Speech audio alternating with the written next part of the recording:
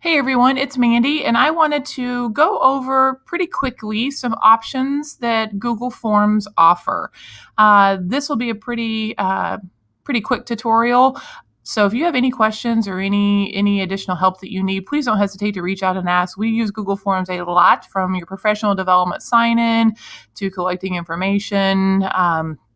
At the building level, your building principals might be using them, but they're an awesome way to gather either formative and or summative assessment feedback. So to start a Google form very quickly, you're going to be into your Drive and you're going to click New, and then More, and you can click on Google Forms. From there, you're going to get this option. Now, one thing I'll talk about is titling the form. So I'm just going to call this Sample. If you click up here, it will pull that title from what you just typed and put it into the title of the document. You can go in and add a description. So please complete this form, yada, yada, yada. The beauty of Google Forms is that you have the option to put in different content. So the plus sign allows you to add a question. And so when I do that, I'm going to come over here. There's a multiple choice option. Short answer, paragraph style, check boxes, a drop-down menu. They actually can file upload, which is nice to have students submit work that way. A linear scale, so I'll just pick that one, for instance, so you can see what that looks like.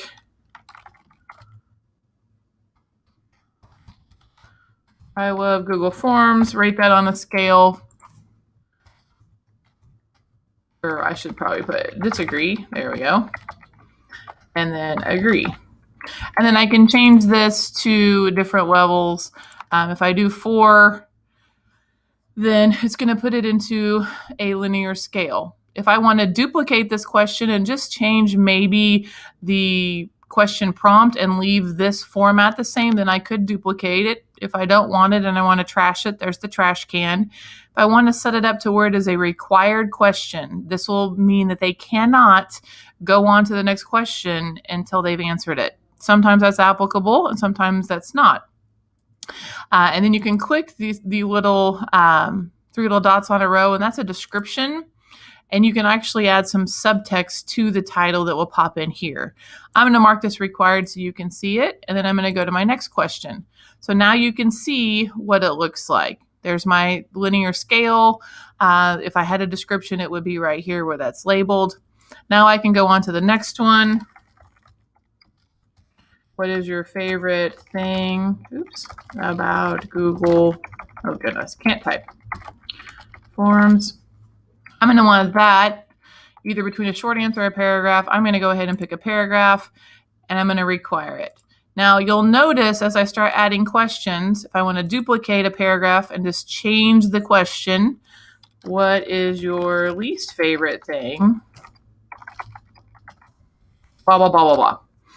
The ones that are not required will not have the little red asterisk. The ones that are required, will have the red asterisk. So that's how you can tell whether or not you've got it set up that is required or not required.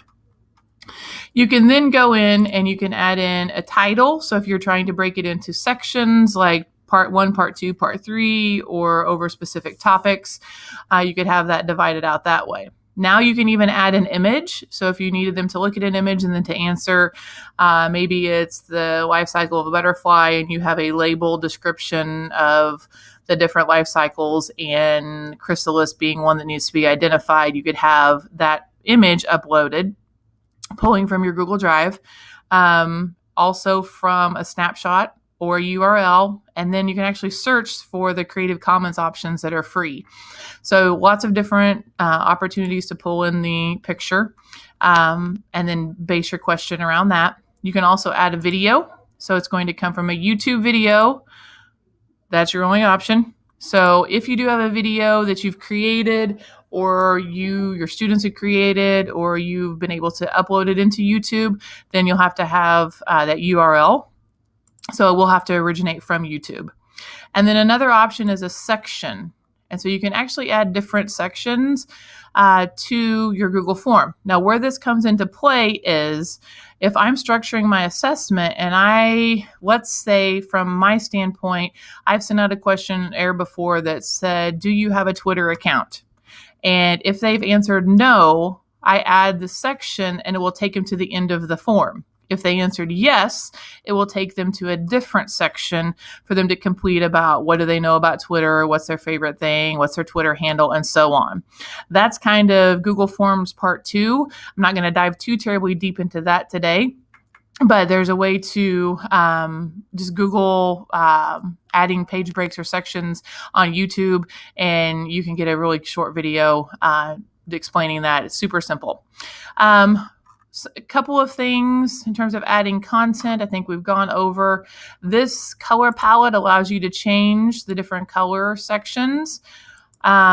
This image looking one allows you to go in and pick different graphics. You can upload your own or just use the pre-created one. There are some that are actually animated sometimes. Oh, there's a waterfall, speaking of. A little GIF there that's animated. So I'm going to pick the beach scene because it's summer and who wouldn't like to be at the beach right now, right? So when I do that, it's going to change the header. Oh, and that's actually animated as well. Fun. Add-ons, those are more of a Google Forms Part 2 as well. I'm not going to go over those, but there are in the Chrome store different add-ons that you can implement and utilize and download to make your Google form run a little more efficient. Here's the kicker. Let's talk about settings. When you go into settings, if you want it to collect their email addresses, you can click that automatically so you don't have to require your respondents to enter their email address. If you want to keep it from Neosho SD only, limit one response, whether or not they can edit it. There is an option for a presentation feature, and then actually a quizzes as well. So those are two other things that we're going to go over a little later, and I'm not going to dive too terribly deep into those as well. This is just a general overview. So I'm at collect email address. If I want the response receipts to be sent, if I am completing a Google form and I want a copy of my responses sent to me, then the creator has to set this up ahead of time. If not, then that won't be an option.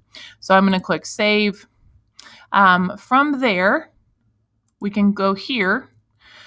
These offer the undo option. If you have a Google form and you just want to make a copy, different things like that. Add collaborators so that you can both be working on it.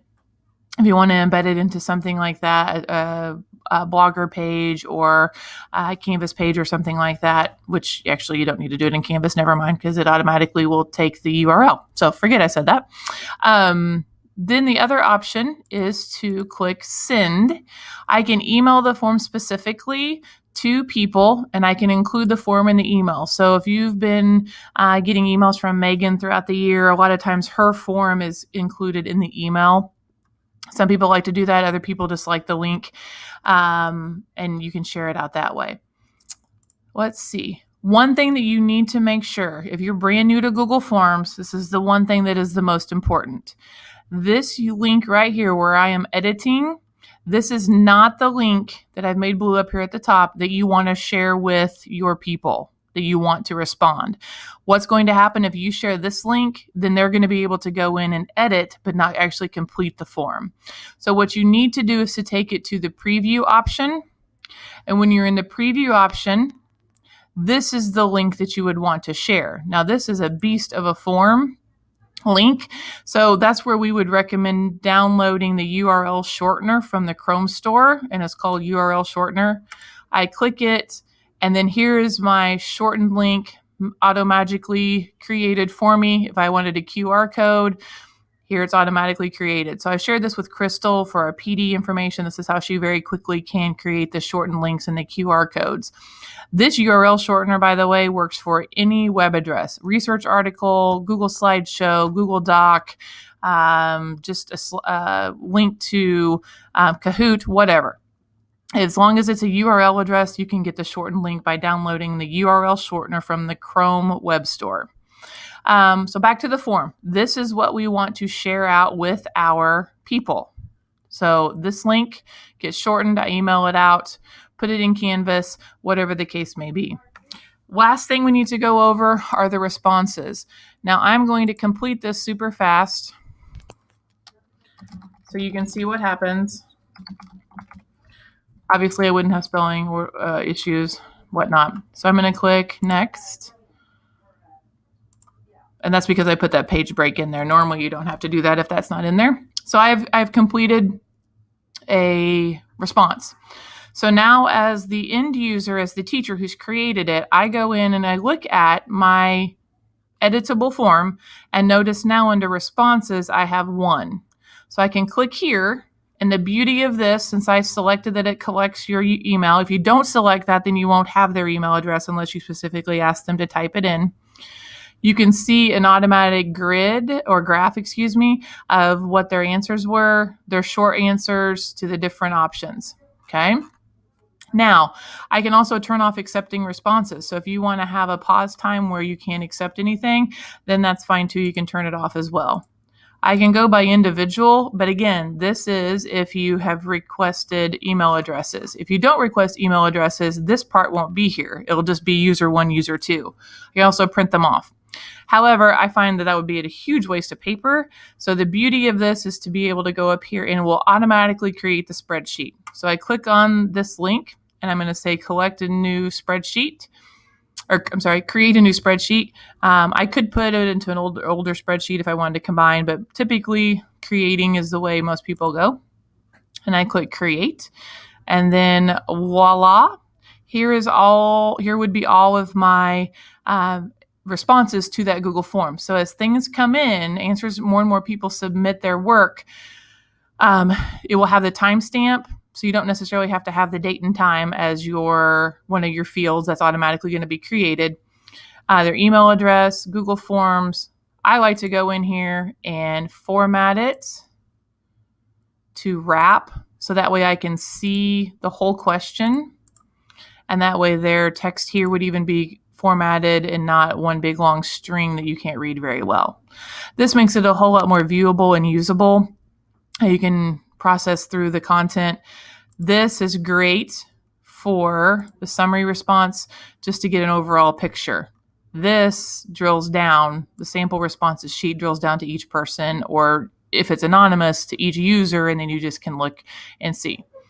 I'm trying to think anything else that I need to go over. I think that's it. Google Forms, again, amazing tool, lots of possibilities from tracking mileage to PBIS referrals to assessment in your classroom, whether it be formative or summative for those quick exit tickets, for those more lengthy assessment questions that you might have, like constructive responses. Great opportunity to make an opportunity for it to be digital. So if you have any questions, please don't hesitate to reach out. We'd love to help and hope you have learned something. Thanks.